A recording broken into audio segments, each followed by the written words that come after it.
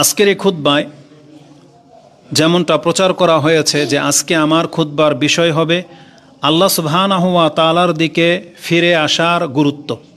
এটা বলা হয়েছে যে আমি যেন এই বিষয় নিয়ে কথা বলি যে আল্লাহমুখী হওয়ার গুরুত্ব সম্পর্কে আজকের এই বিষয়।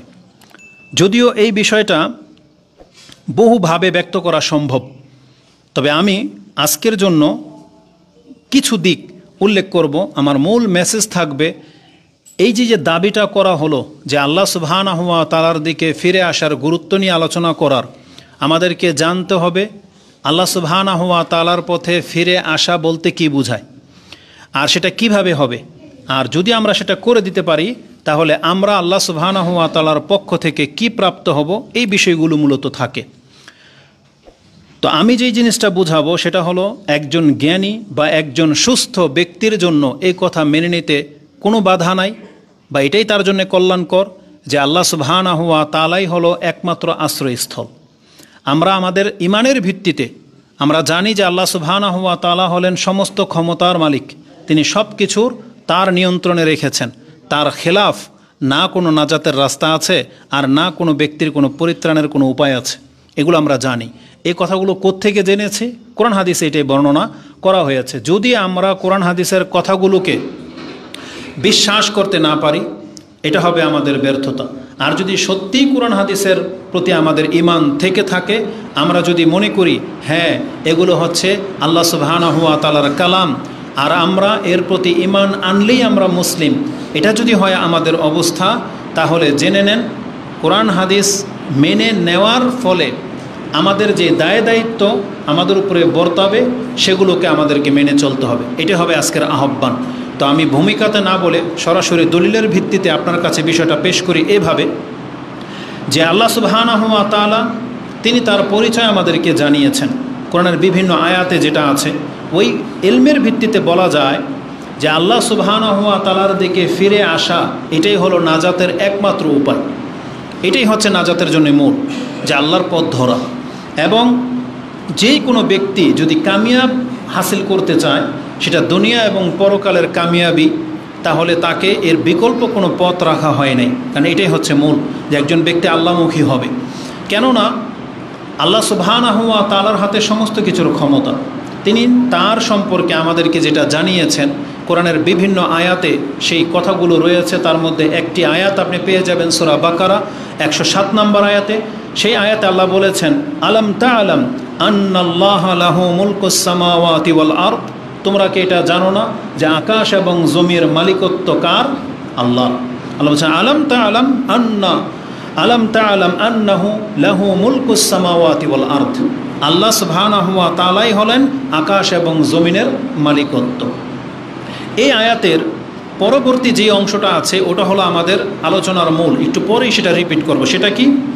ওয়ামা লাকুম মিন দুনিল্লাহি মিন ওয়ালিয়্যিন ওয়ালা নাসির, আর তোমাদের হলোটা কি? আল্লাহ ছাড়া তো তোমাদের আর কোনো অভিভাবক নাই, আল্লাহ ছাড়া আর না তোমাদের কোনো সাহায্যকারী আছে। এটা আল্লাহ নিজের সম্পর্কে আমাদেরকে জানিয়েছেন। তাহলে আল্লাহ যখন নিজেই বলতেছেন যে মুমিনদের জন্য আল্লাহ ছাড়া উত্তম অভিভাবক আর কেউ হতে পারে না, আর আল্লাহ সুবহানাহু ওয়া তাআলার সাহায্য ছাড়া একজন মুমিন অন্য কারো দ্বারা সাহায্যপ্রাপ্ত হতেই পারে না। এই জন্য আল্লাহ সুবহানাহু ওয়া তাআলা তিনি তার পরিচয়টা আমাদের কাছে এভাবে পেশ করেছেন যে আলাম তা'লাম আন্নাল্লাহা লাহু মুলকুস সামাওয়াতি ওয়াল আরদ ওয়ামা লাকুম মিন দুনিল্লাহি মিন ওয়ালিয়্যিন ওয়ালা নাসির, আর না আল্লাহ ছাড়া তোমাদের কোনো অভিভাবক আর না কোনো সাহায্যকারী তোমরা পাবে। এটা সূরা বাকারাতে রয়েছে। তার মানে তিনি ব্যতীত আমাদের বাস্তবিক কোনো অভিভাবক নাই। যদিও অনেক সময় দেখা যায় বিপদে পড়লে আমরা আল্লাহ সুবহানাহু ওয়া তাআলার কাছ থেকে মুখ ফিরিয়ে নিই। দুনিয়াবি কিছু সাহায্য হয়তো আমরা অন্যের দ্বারা প্রাপ্ত হই, কিন্তু আমরা এটা ভুলে যাই এই সাহায্যটাও মূলত আল্লাহর পক্ষ থেকেই অন্যভাবে করা হয়, বিকল্পভাবে করা হয়। আল্লাহ স্বয়ং সরাসরি তো আমাদের সামনে নেমে আসে না, তবে আল্লাহ সুবহানাহু ওয়া তাআলা তার বান্দাদেরকে দিয়ে বা তার সৃষ্টির উপকরণ দিয়ে আমাদেরকে সাহায্য করে থাকেন। যদিও আমরা সেটা বুঝি না, আমরা মনে করি ওই বিষয়টা ওই বস্তু বা ওই ব্যক্তি হয়তো আমাকে সাহায্য করেছে। কিন্তু একজন মুসলিম হিসাবে এটা আমাদেরকে মেনে নিতে হবে যে প্রত্যক্ষ এবং পরোক্ষভাবে মূলত আল্লাহই আমাদেরকে সাহায্য করে থাকেন।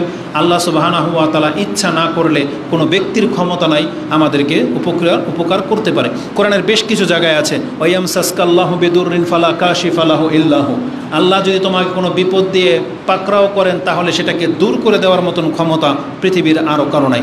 ওয়ায়ুরিদু বিহি বা ওয়ায়ুরিদু বিকা খায়রান ফালা রাদ্দা মিন ফাদলি। কোরআনের বিভিন্ন ভাষায় এই শব্দটা আসছে যে আল্লাহ যদি কারো উপরে দয়া বা রহম করতে চায় তাহলে সেটাকে রোধ করে দেওয়ার মতন ক্ষমতা পৃথিবীর কারো নাই। যেমনটা আব্দুল ইবনে আব্বাস রাদিয়াল্লাহু তাআলা আনহুমাকে রাসূলুল্লাহ সাল্লাল্লাহু আলাইহি ওয়াসাল্লাম শিক্ষা দিয়েছিলেন যে ইয়া গোলাম ইন্নী উআল্লিমুকা কালিমাত ইয়াহফাজিল্লাহ ইয়াহফাজুক ইয়াহফাজিল্লাহ তাজিদু তুজাহাক ইযা সাআলতা ফাসআলিল্লাহ ইযা ইসতানতা ফাসতাইন বিল্লাহ ওয়ালাম, এবং তুমি জেনে রাখো লাউ আন্না, তুমি জেনে রাখো পুরো কওম যদি তোমার উপকারার্থে এগিয়ে আসে তোমার কোনো উপকার করতে পারবে না ইল্লা মা কাতাবাল্লাহু লাক, যতটুকু আল্লাহ লিখে রেখেছেন ততটাই উপকার করতে পারবে। আর পুরো কওম পুরো সমাজ যদি তোমার খেলাফ দাঁড়িয়ে যায় তোমার ততটা ক্ষতি করতে পারবে না, কেবলমাত্র অতটাই পারবে যতটা আল্লাহ তোমার ভাগ্যে লিখে রেখেছেন। তার মানে আল্লাহ হচ্ছেন মূলে, আর বাহ্যিকভাবে যে লাভবান বা যে ক্ষতি হয় এটাও আল্লাহ সুবহানাহু ওয়া তাআলার তাকদিরে ফয়সালা করে রেখেছেন। ওগুলো শুধু একটা সাবাব বা উপকরণ বটে। যেমন আমাদের জমিন থেকে দান তো হয়, বাহ্যিকভাবে দেখতে পাচ্ছেন পুকুর থেকে মাছ হচ্ছে, জমিন থেকে দান হচ্ছে, কিন্তু এগুলোর পেছনে কোন শক্তি কাজ করে? আল্লাহ সুবহানাহু ওয়া তাআলা। আল্লাহ যদি বৃষ্টি না দেন, আল্লাহ যদি জমির উর্বরতাটাকে রোধ করে দেন, তাহলে আপনার হাজার মেহনত করার পরেও এই জমিন আপনাকে ধান উদ্গিয়ে দেবে না, কারণ বরকত হচ্ছে আল্লাহ সুবহানাহু ওয়া তাআলার হাতে। এই জন্য আল্লাহ বলে থাকেন বিয়াদিকাল খায়র, আল্লাহ তোমার হাতেই হচ্ছে সমস্ত কল্যাণ। এই শিক্ষাগুলো আমাদেরকে দেওয়া হয়েছে। তো এই আয়াতগুলোর মধ্যে আল্লাহর পরিচয়টা আমাদের কাছে তুলে ধরা হয়েছে যে আল্লাহ ছাড়া তোমাদের কোনো অভিভাবক আর তোমাদের কোনো সাহায্যকারী নেই। কোরআনের আরেকটি আয়াতে আল্লাহ সুবহানাহু ওয়া তাআলা তিনি তার পরিচয় সম্পর্কে আমাদেরকে এভাবে জানিয়েছেন, যেটা আপনি সূরা আলে ইমরানের 26 নম্বর আয়াতে পেয়ে যাবেন, যে আয়াতটা আপনারা প্রত্যেকেই জানেন।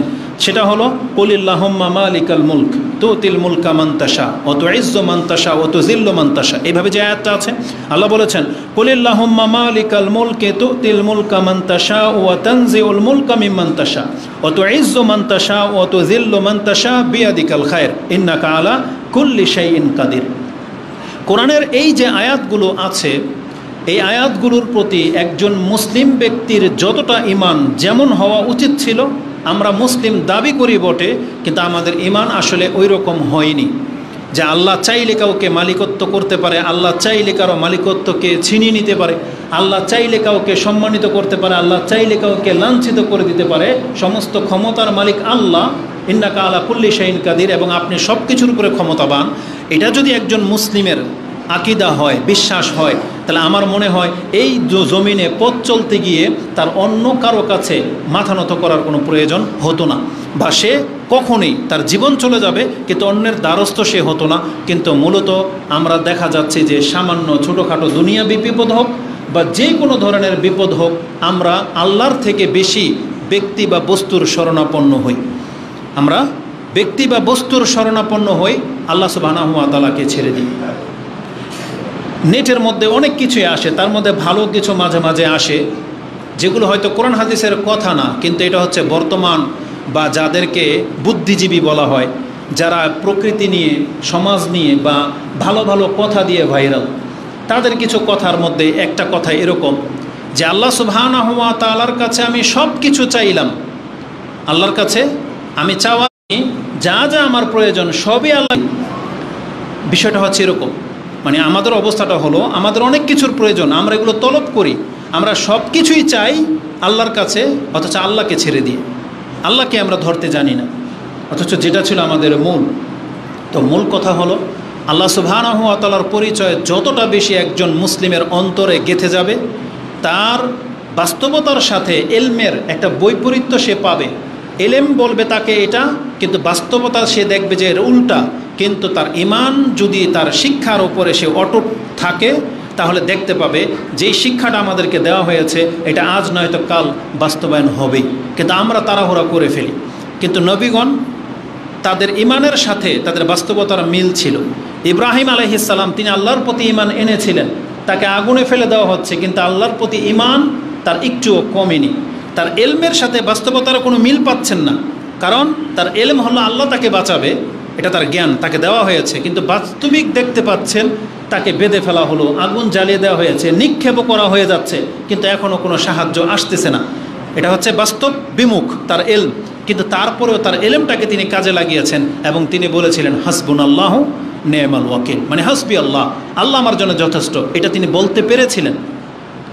বাস্তবিক কি ঘটেছিল? আগুনকে আল্লাহ সুবহানাহু ওয়া তাআলা ঠান্ডা করে দিলেন, আরামদায়ক করে দিলেন।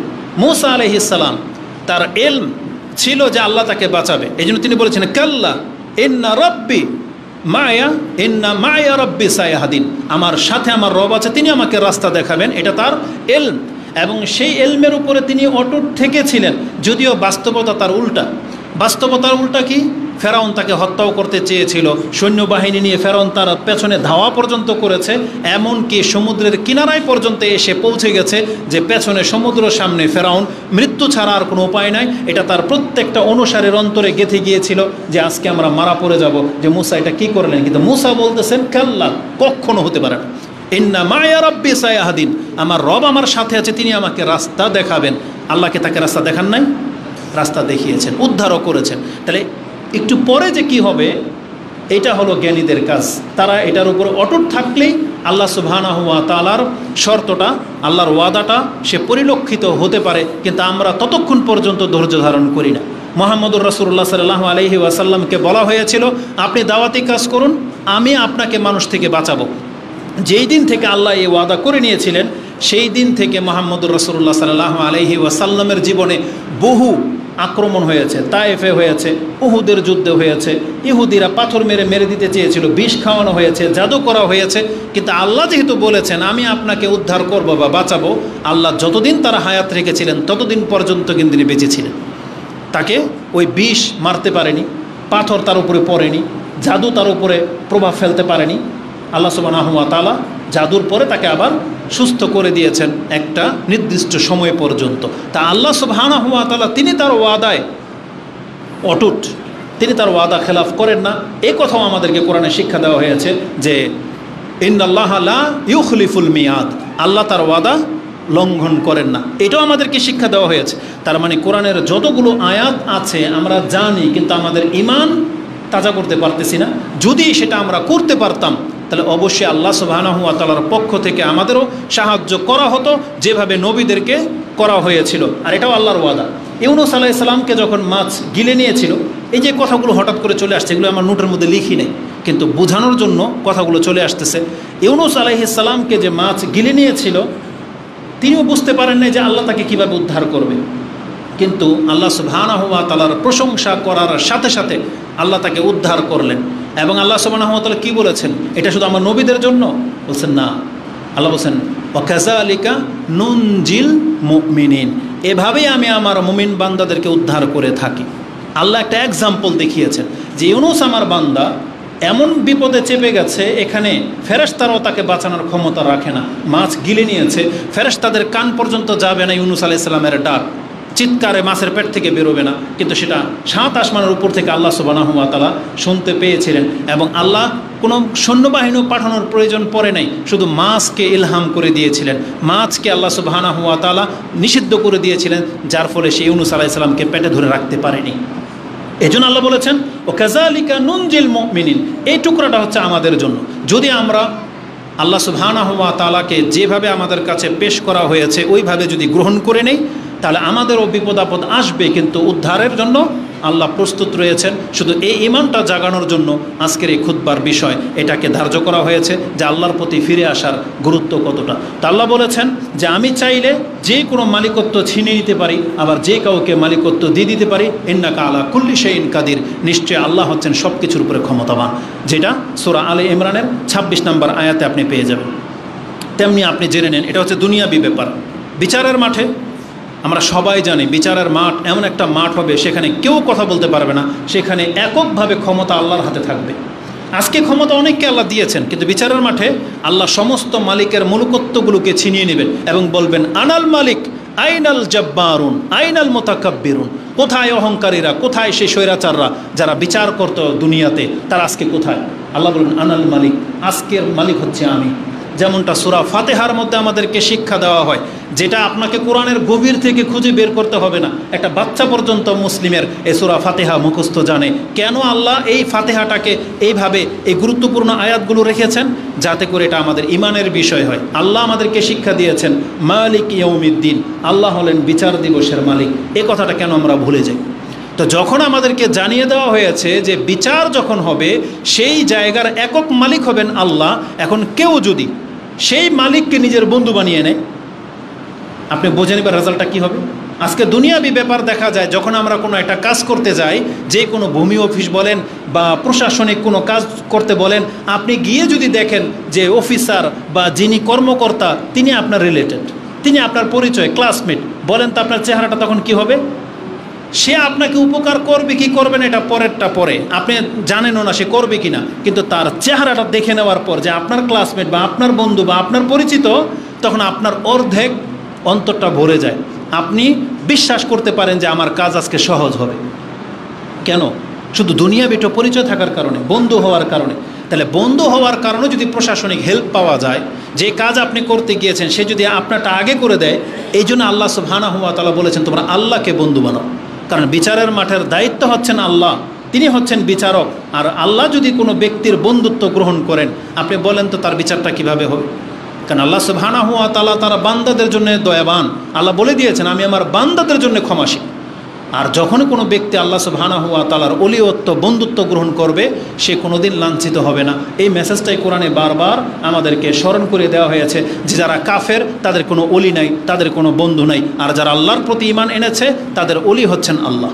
একটু পরেই সেই আয়াতটা আসবে। তা আমি যেটা আপনাকে দেখাতে চেয়েছি, বিচার দিবসের মালিক হচ্ছেন আল্লাহ, এটা আমাদেরকে ভুলে গেলে চলবে না। কারণ সেই দিন আল্লাহ সুবহানাহু ওয়া তাআলা ছাড়া আর কেউ কথা বলার পর্যন্ত ক্ষমতা রাখে না। এটা এমন একটা দিন আসতে যাচ্ছে।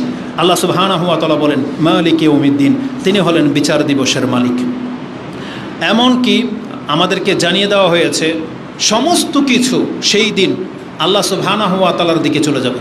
তার মানে সব কিছু তার উদ্দেশ্যে দাঁড় করানো হবে। ফেরেশতা বলেন, জিন বলেন, ইনসান বলেন, পশু পাখি বলেন, সমস্ত সৃষ্টিকে আল্লাহ সুবহানাহু ওয়া তাআলার সামনে জড়ো করা হবে, আর তিনি একা হবেন সেদিন বিচারক। কোরআনে আল্লাহ সুবহানাহু ওয়া তাআলা আমাদেরকে জানিয়ে দিয়েছেন ইলাল্লাহি মারজিউকুম ওয়া হুয়া আলা কুল্লি শাইইন ওয়াকিল, তোমাদের সব কিছুকে আল্লাহ সুবহানাহু ওয়া তাআলার কাছে ফিরিয়ে নেওয়া হবে, আর তিনি হবেন সব কিছুর দায়িত্বশীল। সেই দিন ওকিল হবেন আল্লাহ সুবহানাহু ওয়া তাআলা।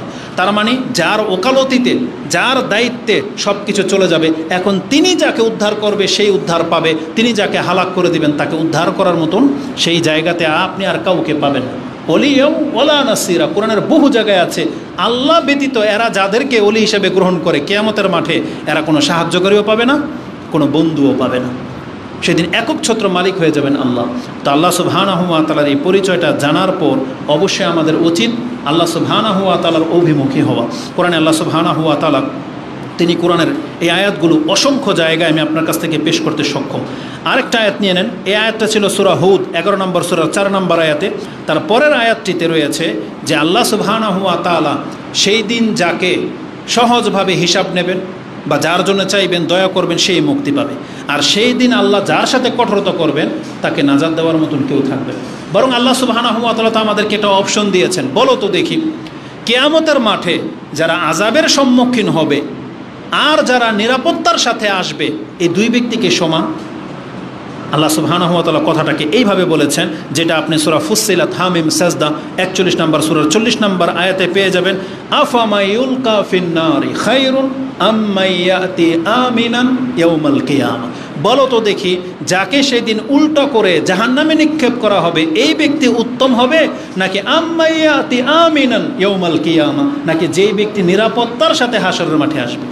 তার মানে বোঝা যাচ্ছে যে পৃথিবীতে যারাই আমরা আছি এদের মধ্যে দুইটা দল আছে।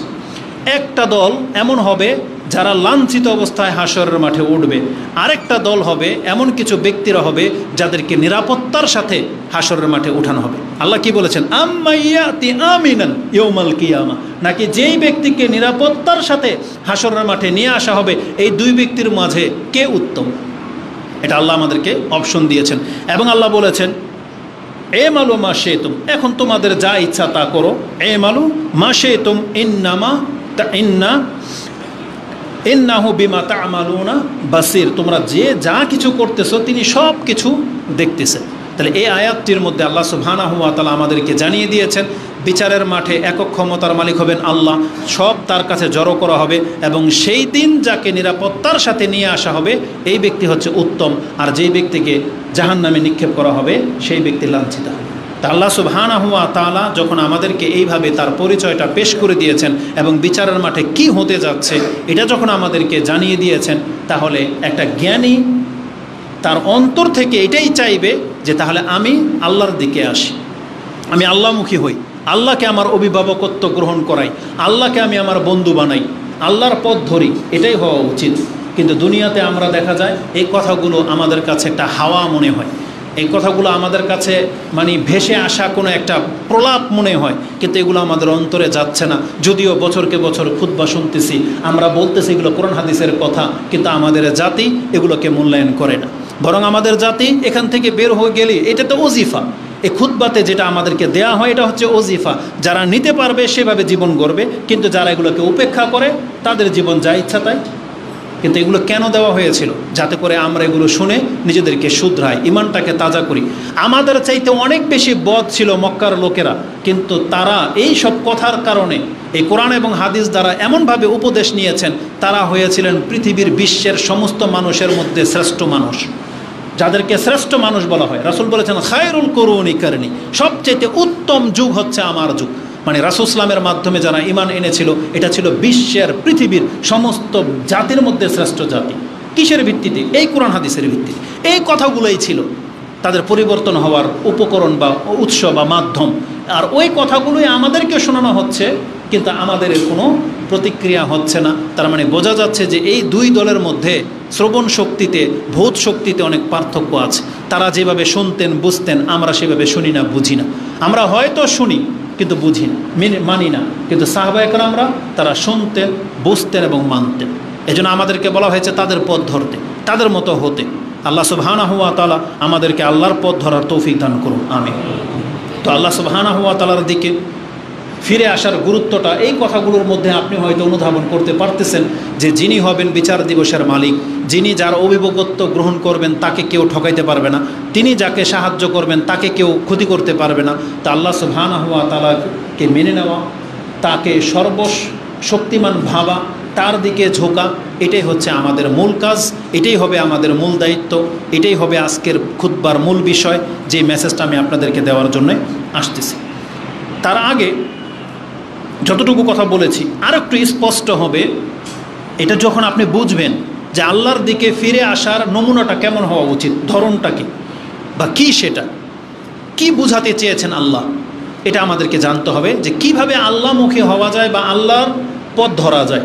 কোরআনে এই মর্মে একটি আয়াত আছে, আজকে এই একটা আয়াতের কয়েকটা কথা বলবো, তাতে খুতবার সময় হয়তো পার হয়ে চলে যাবে। কোরআনে আল্লাহ সুবহানাহু ওয়া তাআলা সূরা আয-যারিয়াত 11 নম্বর সূরার 50 নম্বর আয়াতে রাসূলুল্লাহ সাল্লাল্লাহু আলাইহি ওয়াসাল্লামের মাধ্যমে আমাদেরকে ডেকেছেন, দাওয়াত দিয়েছেন।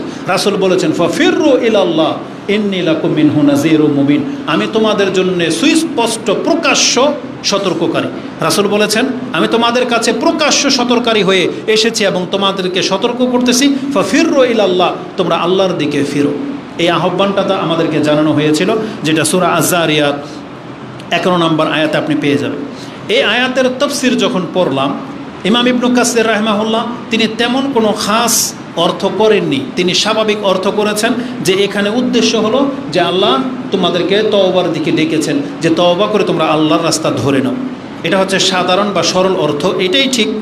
কিন্তু অন্যান্য মুফাসসিরগণ আরও কিছু গুরুত্বপূর্ণ তথ্য পেশ করেছেন যে কোন কোন দিক থেকে এই আয়াতটা ফিট হতে পারে। তার মধ্যে যে কথাগুলো আমার কাছে বেশি অন্তরে লেগেছে সেটা আমি আপনাদের কাছে পেশ করি। আল্লাহ যে বলেছেন ফাফিরু ইলাল্লাহ, তোমরা আল্লাহর দিকে ফিরো, কি থেকে, কোন কোন দিক থেকে এই আয়াতটা আপনার জীবনে বাস্তবায়ন করতে হবে, তার একটা দিক হলো এর মানে হলো মিন মাসিয়াতি ইলা তাআতিহি, আল্লাহর বিরুদ্ধাচারণ না করে তুমি আল্লাহর আনুগত্যের দিকে আসো। তার মানে আল্লাহ যে বলেছেন ফাফিরু ইলাল্লাহ, তোমরা আল্লাহর দিকে ফিরো, কি থেকে, মানে আল্লাহর নাফরমানি ছেড়ে দিয়ে তোমরা আল্লাহর আনুগত্যের দিকে ফিরে আসো। এই আহ্বান আমাদেরকে জানানো হয়েছে। আজকে অধিকাংশ মুসলিম যদি আমরা আল্লাহর আনুগত্যটাকে মেনে নেই, আমরা যদি আল্লাহর বিরুদ্ধাচরণ ছেড়ে দেই তাহলে আমরা দুনিয়াতেও একটা সুন্দর পৃথিবী জাতিকে উপহার দিতে পারবো, যেমনটা সাহাবা একরামদের দ্বারা মক্কা মদিনা হয়েছিল। সেই লেশ আজও পর্যন্ত সৌদি আরবের মানুষ ভোগ করে যাচ্ছে। তারা যতটা অথেন্টিকের সাথে এই আয়াতগুলো বাস্তবায়ন করেছিলেন, তারা যতটা ইখলাসের সাথে এই আয়াতটা বাস্তবায়ন করেছিলেন, তাদের কারণে 1400 বছর হয়ে গেছে, তাদের নাসল থেকে এই জাতি আজও পর্যন্ত এর উপকার পেয়ে যাচ্ছে, শুধুমাত্র এর আংশিক লেশ থাকার কারণে, যে তারা অনেক ক্ষেত্রে আল্লাহর বিরুদ্ধাচরণ করে না, তারা আল্লাহর আনুগত্যে লেগে আছে। পুরো বিশ্বের মধ্যে একটা মডেল হিসেবে সৌদি আরব এখন আছে, যদিও তাতে অনেক পাপ হয়। অনেক সময় আমাদের এই বক্তব্য যখন ওই বেদাতিদের কাছে, আমাদের শত্রুদের, ওই বদাকিদের লোকদের কাছে যায়, এরা মনে করে আমরা সৌদি আরবের দালালি করি, এরা মনে করে আমরা রিয়াল খাই। কি বলে ওদের ভাষাই তো এগুলো, পেট্রো ডলার, রিয়াল খোর, কত কিছু ভাষায় গালি দেয় না, ঘুমটাওয়ালা হুজুর এগুলো বলে গালি দেয় না।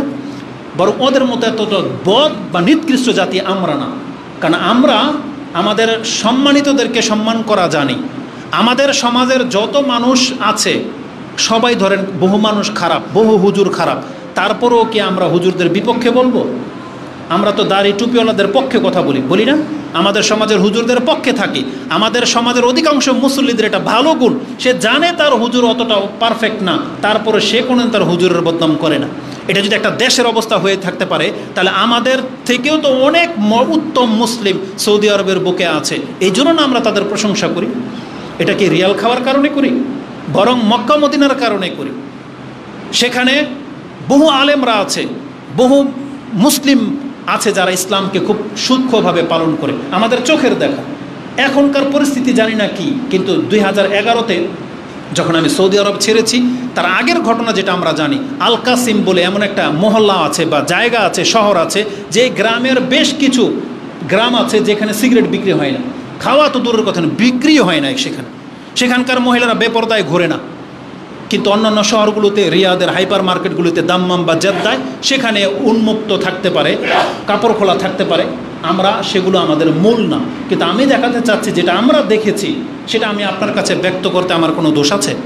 একটা সৌদি যুবক, ধরেন আমরা যেগুলোকে ফাত্রা পোলাপান বলি, ধর্মকর্ম কিছুই করে না, ও পর্যন্ত দেখেছি একটা হিন্দুকে শাসাচ্ছে রমজান মাসে, প্রকাশ্যে পেপসি খাচ্ছিল, সেই জন্য পানি পান বা যেটা খাচ্ছিল রমজান মাসে, ও বলতেছে হাজা বিলাদুল মুসলিমিন, এটা মুসলিমদের রাষ্ট্র, আর এটা হচ্ছে রমজান মাস, আর তুই এখন প্রকাশ্যে রাস্তায় দাঁড়িয়ে এবার পান করবি, তার মানুষ কি বলবে? ও বলতেছে আনা মাফি মুসলিম, আমি মুসলিম না। বলতে তুই মুসলিম না তাতে কি, এটা তো মুসলিম রাষ্ট্র। তো এটা যখন এটা প্রচার হবে তখন বলা হবে সৌদি আরবে রমজান মাসে দিনের বেলায় পানি পান করতে দেখেছি, তুই হিন্দু না মুসলিম এটা তো আর জানবে না। তাহলে এটা হচ্ছে একটা মুসলিমের মেন্টালিটি। তাহলে সেই জাতিটাকে আমরা খারাপ কেন বলব? অবশ্যই সেখানে যত খারাপই হবে তার যাজা আল্লাহর পক্ষ থেকে তারাও পাবে। আল্লাহ সুবহানাহু ওয়া তাআলার নীতি এটা না যে সৌদি আরবের লোকেরা পাপ করলে মাপ পেয়ে যাবে আর বাংলাদেশের মুসলিমরা পাপ করলে শাস্তি পাবে। এটা কি আল্লাহর নীতি? আল্লাহর নীতি কি? ইন্নামা আকরামাকুম ইনদাল্লাহি আতকাকুম। আল্লাহ বলেছেন যে তাকওয়া অবলম্বন করবে সেই আমার কাছে সম্মানিত। অতএব আমরা যেটা বোঝাতে চেয়েছি, আল্লাহ সুবহানাহু ওয়া তাআলা আমাদেরকে তার দিকে ডেকেছেন। সেটা কি? যে তোমরা মিম্মাসিয়াতিহি ইলা তাআতিহি, তোমরা আল্লাহর বিরুদ্ধাচরণ ছেড়ে দিয়ে আল্লাহর আনুগত্যের দিকে আসো। এটা হলো আল্লাহমুখী হওয়া। এটা একটা অর্থ করা হয়েছে। দ্বিতীয় অর্থ করা হয়েছে মিন সাখাতিহি ইলা রাহমাতিহি, আল্লাহর অসন্তুষ্টির যে কাজগুলোতে আল্লাহ অসন্তুষ্ট হয় তুমি এই জীবন থেকে ফিরে আসো, আল্লাহর দয়ার দিকে আসো। যে কাজগুলো করলে আল্লাহর দয়া তোমার উপরে অর্পিত হবে তুমি সেই কাজগুলো করার চেষ্টা করো, আল্লাহর গজবের দিকে তুমি যেও না। এটা হলো আল্লাহর দিকে ফিরে আসার অর্থ করা হয়েছে। ওয়ামিন ইকাবিহি ইলা আফউইহি, আল্লাহ যে কাজ করলে তোমাকে ধরে নেবে আল্লাহর পাকড়াওয়ের রাস্তা ছেড়ে দিয়ে, আফউইহি যে কাজ করলে আল্লাহ তোমাকে ছেড়ে দিবে সেই রাস্তায় আসো। কত চমৎকার করে আমাদেরকে বোঝানো হয়েছে। আমরা প্রত্যেকে জানি কোন কোন কাজগুলো অপরাধ করলে আল্লাহ ধরে নেবে, এটা আমরা জানি। আল্লাহ বলেছেন তুমি ওই রাস্তাটাকে ছেড়ে দাও। আফউইহি, যেই রাস্তায় আসলে আল্লাহর ছাড় তোমার জন্য বরাদ্দ হয়ে যাবে তুমি সেই রাস্তায় ফিরে আসো। সেটা কি? ইসলাম গ্রহণ করা হচ্ছে, সেটা একটা প্রথম রাস্তা। যেই কোনো ব্যক্তি যদি ইসলাম গ্রহণ করে নেয় আল্লাহ তাকে মাফ করে দেবে, এটার ওয়াদা রয়েছে। শিরিক করা ছেড়ে দিয়ে আপনি মুওয়াহিদ তাওহীদবাদী হয়ে যান, কারণ মুশরিককে আল্লাহ কোনোদিন মাফ করবে না। কিন্তু তাওহীদবাদীর অনেক পাপ থাকলেও তাওহীদবাদী একদিন মাপ পেয়ে যাবে। এটা হচ্ছে আল্লাহর ক্ষমার দিকে আসে। আপনি হারাম খাওয়া ছেড়ে দেন, কারণ হারাম খেলে আল্লাহ ধরবে, এটা প্রত্যেকে জানেন। হালাল খান, তাহলে আল্লাহ সুবহানাহু ওয়া তাআলার ক্ষমার দিকে আপনি চলে আসতেছেন। আপনার মৌলিক যে কাজগুলো ইসলামের, যেগুলো আপনি পালন করেন না, বেনামাজি হয়ে আছেন, বেপর্দা হয়ে আছেন, আপনি এই রাস্তাটা ছেড়ে দেন, আপনি নামাজি হন, পর্দা করেন, তাহলে কি হবে? আপনি আল্লাহর ক্ষমার দিকে চলে আসলেন। এইভাবে আমাদেরকে ডাকা হয়েছে। আরেকটা অর্থ করা হয়েছে, সাহাল ইবনে আবদুল্লাহ একজন তাবি বা তাবাতাবি হবেন, তিনি বলেন, ফিররু মিম্মা সিওয়া আল্লাহি ইলাল্লাহি, আল্লাহ ছাড়া তোমার অন্তর যার দিকে ঝুঁকে আছে, সেটা ব্যক্তি হোক বা বস্তু হোক, তুমি ওই সবগুলোকে ঝেড়ে মুছে সাফ করে দিয়ে তুমি আল্লাহর দিকে ফিরে আসো। এটা হইতে হবে, এটা বেশি জরুরি। কারণ বাংলাদেশের মুসলিম হিসাবে আমাদের অন্তর আটকে আছে কোনো গাছ, ইঁদুর, বাদর, পাথরের সাথে। আমরা যে কোনো বিপদ আপদে পরে পতিত হই, আল্লাহর চাইতে বেশি ভরসা আমাদের বটগাছের প্রতি। আল্লাহর থেকে বেশি ভরসা আমাদের ওই যে মাজারের উপর একটা লাল পতাকা ঝুলতেছে, সে পতাকার প্রতি। মসজিদের চাইতেও বেশি বিশ্বাস আমাদের মাজারের প্রতি। ওই যে পিতলের একটা ড্যাগ বসায় রাখে, সেই ড্যাগের প্রতি। যেই কোনো কিছুর মধ্যে সতের সম্পর্ক আছে, সেগুলোর সাথে আমাদের আস্থা নাই। যেগুলোর সাথে কোনো বাবা বা পাগলার সম্পর্ক আছে, আমাদের আস্থা ওখানে। এটাও তো মসজিদ। আপনাদের মসজিদে প্রত্যেক সপ্তাহে হয়তো 1000 টাকাও ওঠে না, আর পাগলা নামের এক মসজিদ আছে, সেখানে ওই গাট্টি বস্তা খুললে কোটি টাকা পাওয়া যায়। কি মনে করে? তার মানে পাগল, বাবা, এগুলোর সাথে যেগুলোর সম্পর্কযুক্ত, আমাদের অধিকাংশ মানুষগুলো এই দিকে ঝুঁকে যায়। অথচ আল্লাহ সুবহানাহু ওয়া তাআলা বলেছেন, না, এগুলো সবকে ছেড়ে দাও, তুমি আল্লাহর দিকে আসো। ফাফিররু ইলাল্লাহ, ওই বট গাছ, ইঁদুর, বাদর, পাথর, এটা তোমার মাবুদ না। ওই বাবা তোমাদেরকে বাঁচাতে পারবে না, তুমি আল্লাহর দিকে ফিরে আসো। তো খুব চমৎকার একটা কথা তিনি বলেছিলেন। কি বলেছেন? ফিররু মিম্মা সিওয়া আল্লাহি ইলাল্লাহ, আল্লাহ ছাড়া যত কিছু দেখতে পাচ্ছ তুমি এই দুনিয়াতে ভক্ত হয়ে বসে আছে, এগুলো সব তুমি ছেড়ে দাও, তুমি আল্লাহর পথ ধরে নাও, তাহলে তুমি নাজাতের পথ ধরে নিতে পারলে। এই ব্যাখ্যাটা করা হয়েছে। কেন আপনি সবগুলোকে ছেড়ে দিবেন? কারণ আল্লাহ প্রকাশ্যভাবে ঘোষণা করে দিয়েছেন, যেটা আপনি সূরা লোকমানের পেয়ে যাবেন। সূরা লোকমানের 30 নম্বর আয়াতটা দেখেন, তাতে আল্লাহ সুবহানাহু ওয়া তাআলা বলেছেন, যালিকা বিআন্নাল্লাহা হুয়াল হক। কেননা তুমি কেন সব কিছুকে বাতিল করে ছেড়ে দিবে? কারণ আল্লাহ হচ্ছেন একমাত্র হক। ওয়ান্নামা ইয়াদউনা মিন দুনিহি বাতিলুন, আর আল্লাহ ছাড়া যাদেরকে ডাকা হয়, এগুলো সবগুলো হচ্ছে বাতিল। আল্লাহ ডাইরেক্ট বাতিল বলে ঘোষণা করে দিয়েছেন। আল্লাহ বলেছেন, যালিকা বিআন্নাল্লাহা হুয়াল হক ওয়া আন্নামা ইয়াদউনা মিন দুনিহি আল বাতিলু, আল্লাহ ছাড়া যে যার কাছে প্রত্যাশা রাখে, এগুলো সব হচ্ছে বাতিল মাবুদ, এগুলো কোনো অস্তিত্ব পর্যন্ত একদিন থাকবে না। আল্লাহ সুবহানাহু ওয়া তাআলা বলেন, ওয়া আন্নাল্লাহা হুয়াল আলিয়ুল কাবীর, আর আল্লাহই হচ্ছেন সুউচ্চ মর্যাদার অধিকারী এবং সব থেকে বড়। এটা হচ্ছে আল্লাহর পরিচয়। এই জন্য আমাদেরকে আল্লাহ সুবহানাহু ওয়া তাআলার দিকে ফিরে আসতে হবে, আল্লাহর পথ ধরে নিতে হবে। অতএব আমাদের দাওয়াত এটাই থাকবে ওই সমস্ত মুশরিকদের প্রতি, যারা, তাদের একটা ভাষা আছে, জানেন মুশরিকদের ভাষা কি? এটা সবচেয়ে বেশি আপনি মুরব্বীদের কাছে শুনবেন। কিছু মুরব্বী আছে, বুড়া, পুরুষ এবং মহিলা, নানি দাদি, এদের কাছে শুনবেন। দেখবেন কিছু বলতে গেলেই এরা কি বলে? আল্লাহর সাথে ইল্লাও লাগে। কি বলে ভাষাটা? আল্লাহর সাথে ইল্লাও লাগে। আমি জানি ইল্লা বা হিল্লা কিছু একটা বলে, আল্লাহর সাথে হিল্লাও লাগে। এটা হচ্ছে তাদের ভাষা। এটা হচ্ছে মুশরিকানা ভাষা, এটা শিরকি শব্দ। না, আল্লাহর সাথে কোনো হিল্লার ব্যবস্থা আল্লাহ সুবহানাহু ওয়া তাআলা করেন নাই, বরং আল্লাহই লাগে। আল্লাহ সুবহানাহু ওয়া তাআলাকে ছেড়ে দিলে আপনার কোনো ইল্লা বাহানা করে আপনাকে কেউ বাঁচাতে পারবে না, বরং একমাত্র আল্লাহ সুবহানাহু ওয়া তাআলার দিকে ফিরে আসতে হবে। এই জন্য আমরা ওই সমস্ত মুশরিকদেরকে বলবো, যারা আল্লাহর প্রতি ঈমান এনেছো, যারা কোরআনকে আল্লাহর কালাম মনে করো, যারা মুহাম্মদ সাল্লাল্লাহু আলাইহি সাল্লামকে আল্লাহর রাসূল মনে করো, তুমি এককভাবে আল্লাহর দিকে ফিরে আসো। ফাফিরু ইলাল্লাহ, তোমরা আল্লাহর দিকে ফিরে আসো। এটাই হচ্ছে একমাত্র নাজাতের পথ। আল্লাহ সুবহানাহু ওয়া তাআলার দিকে ফেরার অর্থ আরেকটা করা হয়েছে। কি থেকে আপনি ফিরবেন? ইয়াজিবু আলাল আবদি, বলা হয়েছে একজন বান্দার এটা লাজিম বা দায়িত্ব, তার উপরে ওয়াজিব বা ফরজ, আইয়া ফিররু মিনাল জাহলি ইলাল ইলম, প্রত্যেকটা মুসলিম আল্লাহর বান্দার উচিত মূর্খামি ছেড়ে দিয়ে জ্ঞানের দিকে ফিরে আসে। কিন্তু আমাদের আজকের অবস্থাটা দেখেন, অধিকাংশ মুসলিম মূর্খই থাকতে চায়, জ্ঞানী হতে চায় না। আমরা সবাই জানি কোরআন আল্লাহর কালাম, কিন্তু অধিকাংশ মানুষ কোরআন পড়া শিখে নেই, মূর্খই থেকে গেল। কেন? অথচ আল্লাহ বলতেছেন, ফাফিরু ইলাল্লাহ, তুমি আল্লাহর জ্ঞানের দিকে আসো। তুমি মূর্খ কেন থাকো? তুমি মূর্খামি থেকে জ্ঞানের দিকে আসো। এখন পর্যন্ত আপনি জানলেন না অজুর ফরজ কি, নামাজের ফরজ কি, কীভাবে নামাজটা সুন্দরভাবে করতে হয়, কোন ভুলটা হলে নামাজটা কিভাবে শুধরে যায়, এটা এখন পর্যন্ত জানলেন না। কেন এমনটা হয়েছে? সফরে গেলে দেখা যায় আমাদের বাংলাদেশের হুজুরদের চিত্র, তারা এত বেশি গর্ব করে তার জাতিকে নিয়ে, তারা এগুলো এখন পর্যন্ত শিখলো না, তারা মাযহাবের গোড়ামিটা ধরে আছে। না, এমন হতে পারে না। রাসূল সাল্লাল্লাহু আলাইহি ওয়াসাল্লামের প্রত্যেকটা সুন্নাহ যেই জায়গাতে হওয়া যেমন হওয়া উচিত তেমনভাবে অ্যাপ্লাই করা উচিত। এই শিক্ষা না হলে কেন? জীবনে আমাদের বাংলাদেশের কয়জন পড়েছেন যখন ঝড় তুফান শুরু হয়, কে কে এমন আছেন যে জোহর নামাজ পড়তে আসছেন আর ঝড় শুরু হয়ে গেছে আর আসরের নামাজ পড়ে বাসায় ফিরছেন? এমন হয়েছে কোনোদিন কোনো মসজিদে? কেন হয় নাই? অথচ রাসূল সাল্লামের যুগে ওটাও হতো যে ঝড় তুফান শুরু হয়ে গেলে জোহরের সাথেই আসর পড়ে দিয়ে তারা বাসায় চলে যেত। আসরের নামাজের সময় আপনাকে আর মসজিদে আসার প্রয়োজন হতো না। মাগরিবের সময় আসছেন, ঝড় তুফান শুরু হয়ে গেছে, ঘন অন্ধকার, বন্যা ডুবে গেছে, আপনি এশা পরে বাসায় ফিরে যেতেন। এটা ছিল ইসলাম। কিন্তু আমাদের সমাজের কোনো চর্চা করা হয় না। ঝড় তুফান লাগাতার চলতে থাকে, কিন্তু 5 টাইমে মসজিদে আজান হয়, নামাজ হয়। তাহলে ওই হাদিসগুলো কোথায় অ্যাপ্লাই করার জন্য? আমাদের দেশের মসজিদগুলোতে মহিলাদের ব্যবস্থা রাখা হয় না। কেন এমনটা হয়েছে? অথচ তাদেরকে অজ্ঞ করেই রাখা হয়েছে। অথচ আল্লাহ সুবহানাহু ওয়া তাআলা চেয়েছিলেন প্রত্যেকটা মানুষ জ্ঞানী হবে। আর মানুষ শুধু কি পুরুষরা? মহিলারা কি মানুষ নয়? তাহলে তাদের জন্যেও এই জ্ঞানের একটা রাস্তা তারা বন্ধ করে দিয়েছে আমাদের সমাজে, যার ফলে মহিলাদের মাঝে সবচেয়ে বেশি কুসংস্কার পাওয়া যায়।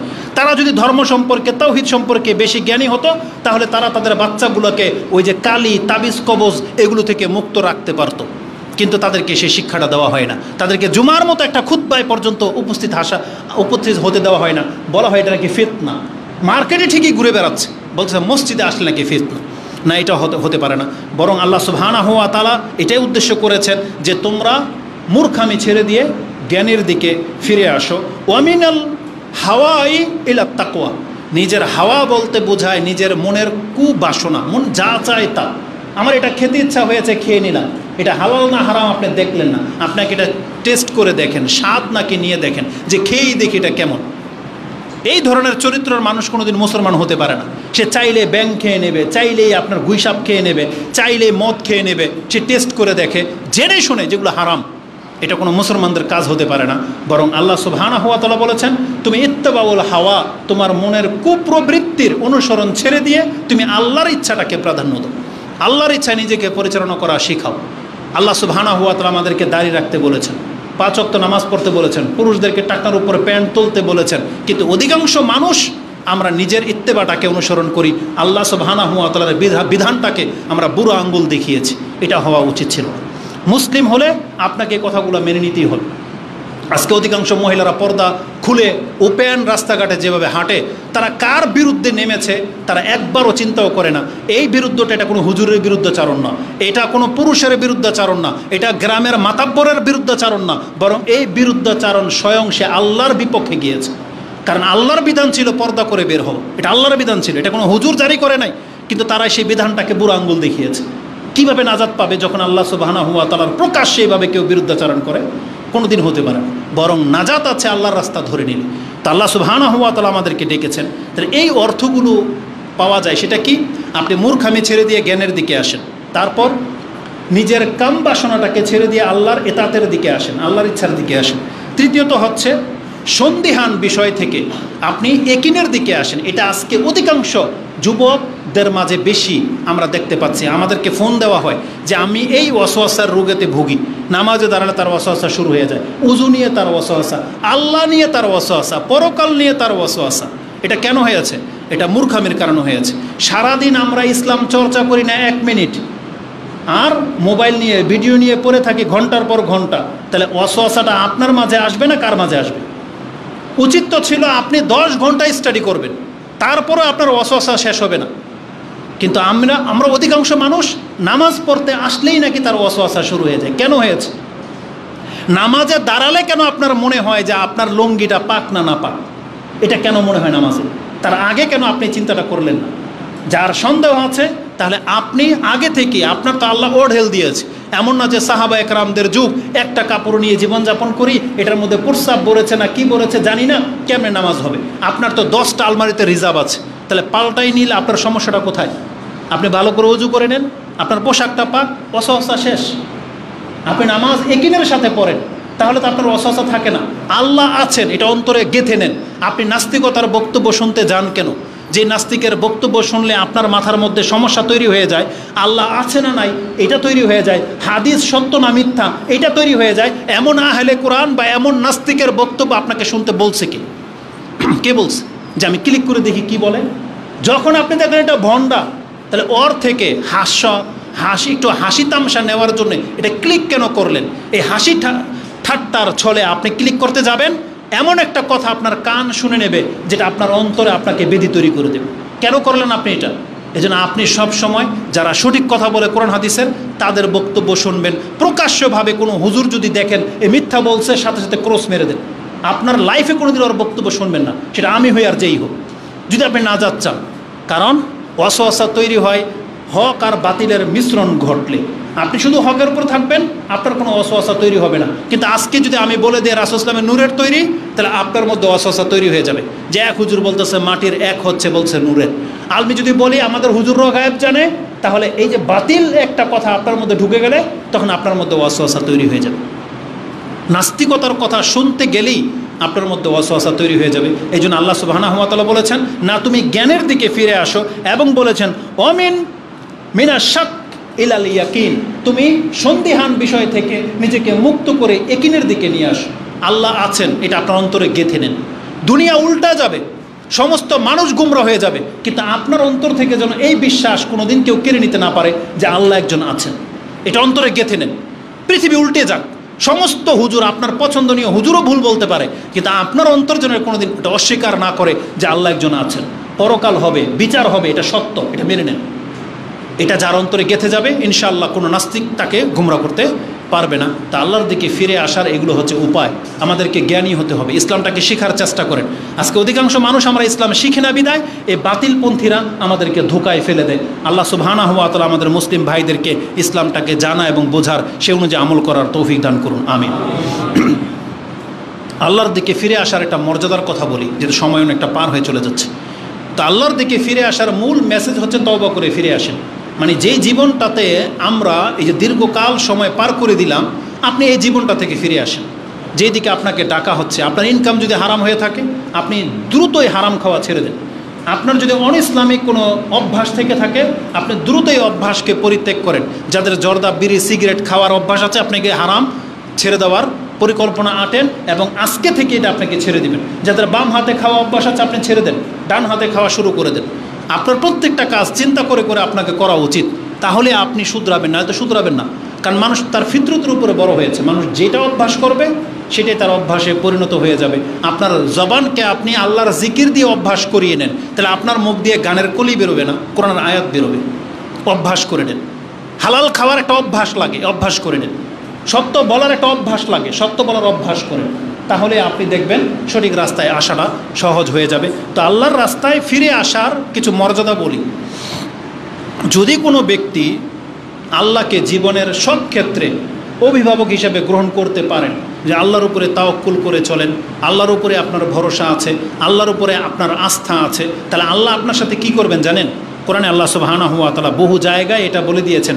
আল্লাহ বলেছেন ইয়া আইয়ুহাল্লাযীনা আমানু ইন তুতিউ আল্লাযীনা কাফারু, হে ঈমানদাররা তোমরা যদি ওই কাফেরদের অনুসরণ করো যারা আল্লাহকে অস্বীকার করেছে, ইয়ারুদ্দুকুম আলা আকাবিকুম, তাহলে তারা তোমার রাস্তা থেকে তোমাকে সরিয়ে দেবে। তুমি যে আল্লাহর পথে ছিলা, কাফেরদের কিছু কিছু আচরণ যদি আপনি ফলো করেন তাহলে দেখবেন এই কাফেররা একদিন আপনাকে আল্লাহর রাস্তা থেকে সরিয়ে অন্যদিকে নিয়ে যাবে। আর যদি এটা করে তাহলে কি হলো? আল্লাহ সুবহানাহু ওয়া তাআলা বলেছেন ফাতানকালিবু খাসিরিন, তাহলে তুমি যেন ক্ষতিগ্রস্তের রাস্তায় অবলম্বন হয়ে গেলে। এই জন্য আমাদেরকে কাফেরদের কোনো রীতিনীতিকে অবলম্বন করা যাবে না, বরং আল্লাহ সুবহানাহু ওয়া তাআলা বলেছেন বালিল্লাহু মাওলাকুম, বরং আল্লাহ হচ্ছেন তোমাদের অভিভাবক, ওয়াল্লাহু খায়রুন নাসিরিন, আর আল্লাহ হচ্ছেন উত্তম সাহায্যকারী। আল্লাহ কাফেরদের এগেইনস্টে নিজেকে দাঁড় করিয়ে দিয়েছেন। তার মানে যারা আল্লাহকে অস্বীকার করেছে তাদের কোনো রীতিনীতি, তাদের কাছ থেকে কোনো থিওরি আপনি গ্রহণ করবেন না। তারা আপনাকে কোনো ভালো পরামর্শ দিতেই পারে না কোনোদিন। আপনি পরামর্শ নেবেন আল্লাহ সুবহানাহু ওয়া তাআলার কাছ থেকে, কারণ আল্লাহ বলছেন ওয়াল্লাহু খায়রুন নাসিরিন, আল্লাহ হচ্ছেন উত্তম সাহায্যকারী। এটা আল্লাহ আমাদেরকে জানিয়েছেন, যেটা আপনি সূরা আলী ইমরানের 149 এবং 150 নম্বর আয়াতে পেয়ে যাবেন। বরং আল্লাহ সুবহানাহু ওয়া তাআলা বলেছেন, ওয়াইন তাওয়াল্লাউ, যদি তোমরা মুখ ফেরাও তাহলে জেনে নাও, ফাআলামু আন্নাল্লাহা মাওলাকুম, আল্লাহই ছিলেন তোমাদের অভিভাবক, মাওলাকুম।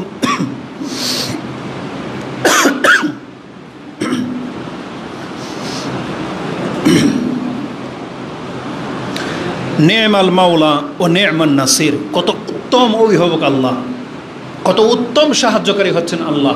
এটা আপনি হয়তো দুনিয়াতে হয়তো আপনি অনেক সময় ফিল করেন না, কিন্তু জেনে নেন পরোক্ষভাবে আল্লাহ বহুভাবে কিন্তু আপনাকে ক্ষমা করে থাকেন, বহুভাবে আল্লাহ আপনাকে সাহায্য করে যাচ্ছেন, কিন্তু আল্লাহ হয়তো সেটা অনেক সময় আপনার কাছে প্রকাশ করেন না।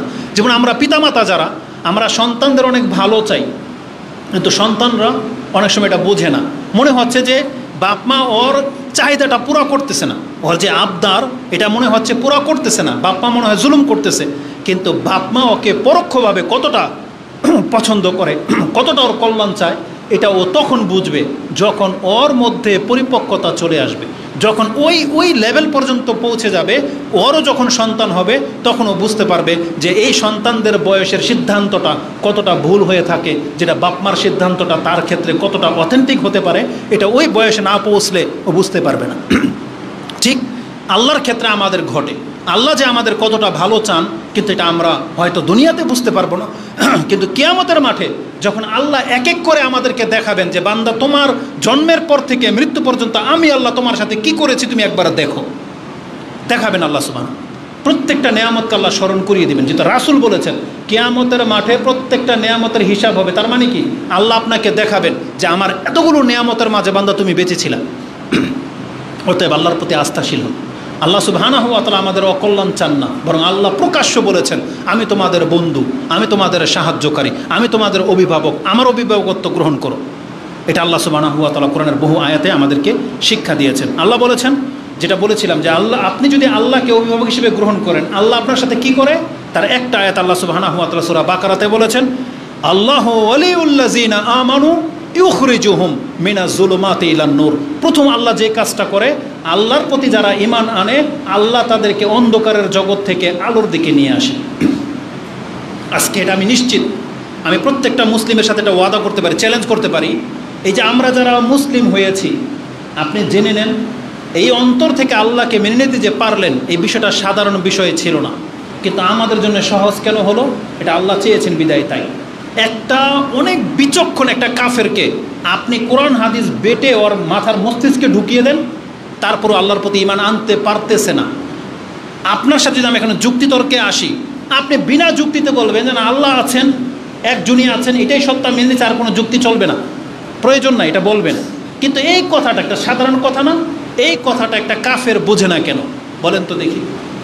একটা কাফের সাথে যুদ্ধ পর্যন্ত হয়, হত্যা হয়, যুদ্ধ হয়েছে, বদর উহুদ হয়েছে, মুহাম্মদ সাল্লাল্লাহু আলাইহি সাল্লামের মতন ব্যক্তিকে পর্যন্ত হত্যা করে দিতে চেয়েছিল। কি কারণে? শুধু এই কথাটার কারণে না যে আল্লাহ একজন আছেন, ওরা এই কথাটা মেনে নিতে পারেনি কেন বলেন? তাহলে বিষয়টা সাধারণ, আপনারা আমার কাছে মনে হচ্ছে কেন, কারণ আল্লাহ আমাদের জন্য সহজ করেছেন বিদায়, কিন্তু কাফেরদের জন্য বিষয়টা অতটা সহজ না। এই জন্য আল্লাহ বলেছেন মুসলিমদেরকে আল্লাহ অন্ধকার থেকে আলোর দিকে নিয়ে আসেন, এটা হচ্ছে আল্লাহ করে থাকেন, যেই ক্ষমতাটা অন্য কারো নাই। রাসূলুল্লাহ সাল্লাল্লাহু আলাইহি ওয়াসাল্লামের চাচা কিন্তু ইসলামের অনেক উপকার করেছিল। মুহাম্মদ সাল্লাল্লাহু আলাইহি সাল্লামকে সবচেয়ে বেশি উপকার কে করেছে? তার চাচা করে নাই? কিন্তু লা ইলাহা ইল্লাল্লাহ এই কথাটা বলতে তার বাধাটা কোথায় ছিল? কেন সে করলো না? কারণ তার আকল কাজ করেনি, তার এটা মেনে নেওয়ার মতো সে তৌফিক আল্লাহর পক্ষ থেকে হয় নাই।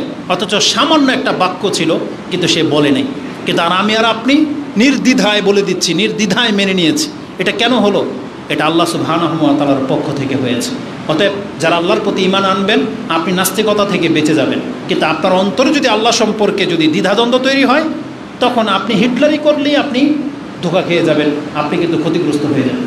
তা আল্লাহ সুবহানাহু ওয়া তাআলার দিকে ফিরে আসেন, তাহলে ঈমান আমলের উপরে থাকতে পারবেন। এটা আল্লাহ ওয়াদা নিয়েছে যে আমি আমার ওলিদেরকে অন্ধকার থেকে আলোর পথ দেখিয়ে থাকি। এটা আল্লাহর কাজ, এটা আল্লাহ করে থাকেন। আল্লাহ সুবহানাহু ওয়া তাআলা আমাদের সাথে কি করেন জানেন? এখানে আমরা যারা আছি, কেউ কি কোনোদিন পাপ করেছেন? সবাই ফেরেশতা না? পাপ তো করেছেন না? আপনার কয়টা পাপ কেডায় জানে বলেন তো?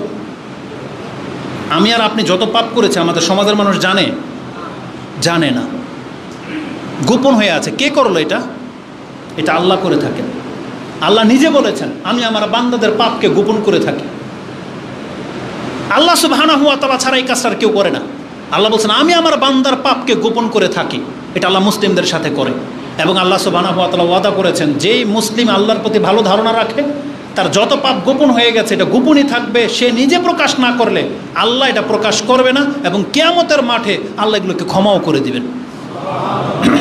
আল্লাহ যে গোপন করে থাকেন এই সম্পর্কে মুসলিমের একটা হাদিস আমি আপনার কাছে পেশ করে দিতে পারি। রাসূল বলেছেন, কুল্লু উম্মাতিন মুআফা, আমার উম্মতের প্রত্যেকটা ব্যক্তি নাজাত পেয়ে যাবে, প্রত্যেকটা ব্যক্তি, ইল্লাল মুজাহিরুন, তবে প্রকাশ্যকারীরা ছাড়া। রাসূল বলেছেন, যারা প্রকাশ করে দেয়, প্রকাশ্য পাপী, আল্লাহ তাদেরকে ক্ষমা করবে না। তার মানে যাদের দ্বারা গোপনে পাপ হয়ে গেছে, এখন আর পাপগুলো করেন না, কোনো বেলায় করে ফেলেছিলেন, কারো কিছু চুরি করা, মিথ্যা বলা, চুরি ডাকাতি বাটপারি যা কিছু করে ফেলেছিলেন অতীতে, এখন আর করেন না আপনি। এই যে আপনার পাপগুলো যে গোপন হয়ে গেছে, কিয়ামত পর্যন্ত আল্লাহ এগুলো আর প্রকাশ করবেন না যদি আপনি নিজে প্রকাশ না করেন। আর আমাদের বৎস্বভাব কি জানেন? অনেক সময় আমরা নিজেরাই বন্ধু বান্ধবদের সাথে প্রকাশ করি, জানিস যে একটা সময় আমি মিউজিকের সাথে জড়িত ছিলাম, জানিস আমি অনেক মদ খাইছি, অনেক মহিলাদের সাথে আমার সম্পর্ক ছিল, আমি আগে ল্যাংটা হয়ে পুকুরে গোসল করতাম। এগুলো অনেক সময় প্রকাশ করে দেন, যেগুলো গোপন ছিল। কেন আপনি এগুলো প্রকাশ করবেন? কি লাভ আপনার? বরং আপনার ক্ষতি হলো। এই যে আপনি প্রকাশ করলেন না যে আমি এতকাল মদ খেয়েছি, এই জন্য আপনি শাস্তি পাবেন। কারণ রাসূল সাল্লাল্লাহু আলাইহি সাল্লাম বলেছেন, ইল্লাল মুজাহিরুন, যারা প্রকাশ করে দেয় পাপ করে, তাদেরকে আল্লাহ মাফ করবেন না, তাদেরকে শাস্তি দিবেন। কিভাবে মানুষ প্রকাশ করে থাকে?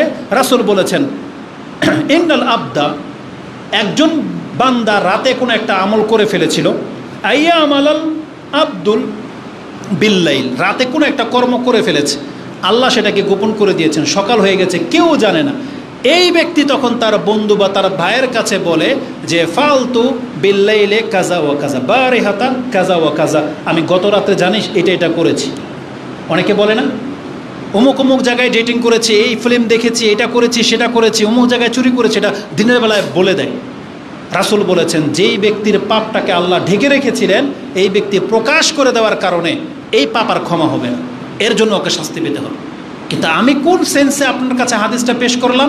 আল্লাহ যে আমাদের পাপগুলোকে গোপন রাখেন, এটা তার প্রমাণ যে আল্লাহ তার অভিভাবক হয়ে তিনি তারা বন্ধুকে লাঞ্ছিত করতে চান না। এই জন্য যারা অতীতে কোনো পাপ করে ফেলেছিলেন, এটা আপনি আর কারো কাছে প্রকাশ করবেন না। আল্লাহ সুবহানাহু ওয়া তাআলার কাছে ক্ষমা চান। আল্লাহ ওয়াদা করেছেন, যেই ব্যক্তি আমার কাছে ক্ষমা চাইবে তার পাপকে আমি মাফ করে দেব। আল্লাহর দিকে ফিরে আসার একটা ফায়দা হলো তওবা। তওবা করে নিলে কি হবে? আল্লাহ সুবহানাহু ওয়া তাআলা বলে দিয়েছেন, অবশ্যই আমি তার জন্য ক্ষমাশীল। এই ক্ষেত্রে একটা আয়াত শুধু বলবো, যেটা আপনি সূরা তাহা 20 নম্বর সূরার 82 নম্বর আয়াতে পেয়ে যাবেন। আল্লাহ সুবহানাহু ওয়া তাআলা বলেছেন, ওয়া ইন্নী লাগাফফারুন লিমান তাবা ওয়া আমানা ওয়া আমিলা সালিহান সুম্মা ইহতাদা, অবশ্যই আমি ওই প্রত্যেক ব্যক্তির জন্য ক্ষমাশীল, যেই ব্যক্তি কুফরি থেকে ফিরে এসে ঈমান এনে আমার প্রতি ঈমান আনলো, বা যারা সৎ কাজ করেনি সৎ কাজে লেগে গেল, এবং মরার আগ পর্যন্ত এই পথ থেকে আবার পাপের পথে ফিরে গেল না। সুম্মা ইহতাদা মানে হেদায়েতের পথটাই থেকে গেল, হারাম খাওয়া ছেড়ে দিয়েছিল। অধিকাংশ মানুষ এমন দেখা যায় যে সিগারেট খাওয়া ছেড়ে দিয়েছিল, কিছুদিন পরে আবার শুরু করে। যে কোনো একটা বদ অভ্যাস, খারাপ কাজ ছেড়ে দিয়েছিল, কিছুদিন পরে আবার সেটা শুরু করে। তাহলে এরকম না, আল্লাহ বলেছেন সুম্মা ইহতাদা, হিদায়াত পাওয়ার পর আবার সে পাপের দিকে ফিরে যায় না, এমন ব্যক্তির অতীতের যত পাপ আছে আল্লাহ বলেছেন অবশ্যই আমি সেগুলোকে ক্ষমা করে দেব। এটা হচ্ছে তওবার অনেক বড় একটা ব্যাপার। তা আমাদেরকে বলা হয়েছিল যে আল্লাহর পথ ধরে নেওয়ার গুরুত্ব সম্পর্কে কথা বলতে। আমি আপনার কাছে আল্লাহর পরিচয় তুলে ধরেছি, আল্লাহর নীতিও তুলে ধরেছি, এবং আপনাদের কাছে ছোট্ট একটা মেসেজ শুধু এটাই, যেই শিক্ষা কোরআন হাদিস আমাদেরকে দিচ্ছে, যে জ্ঞান আপনার আছে, আসুন আমরা সেটাকে বাস্তবায়ন করি, নিজের জীবনে একটু আমল করি, নিজের জীবনে একটু অ্যাপ্লাই করি। এটা থাকবে আমাদের মেসেজ। আপনি জ্ঞান মোতাবিক কাজ করেন। আমাদের জ্ঞান হলো আমাদের একজন রব আছে, আল্লাহ, তার ইবাদত করতে হবে। তিনি আমাদের জন্য যেগুলো হারাম করেছেন সেগুলো ছাড়তে হবে। আমাদেরকে তার অভিমুখী হতে হবে। আল্লাহ আমাকে এবং আপনাদেরকে কবুল করুন। আমাদের অতীতের পাপগুলোকে আল্লাহ ক্ষমা করুন। আকুলু লিকাউলি হাযা আস্তাগফিরুল্লাহ লি ওয়া লাকুম ওয়া লিসাইরিল মুসলিমিন ফাস্তাগফিরু ইন্নাহু হুয়াল গফুরুর রহিম।